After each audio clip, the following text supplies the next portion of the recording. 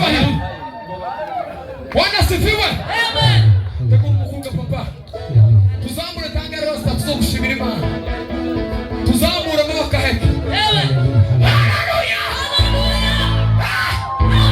Furaga papa. Gwino. Yes. Imana yacu n'umuganga w'ibihe imenya byose ibitarabaho kandi igenera umuntu wese ibimukwiye. Imana we yacu n'umuganga w'ibihe imenya byose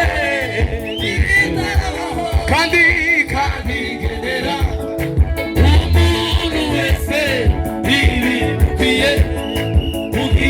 Imana we yacu we n'umuganga w'ibihe imenya byose kandi igenera umuntu wese ibimukwiye.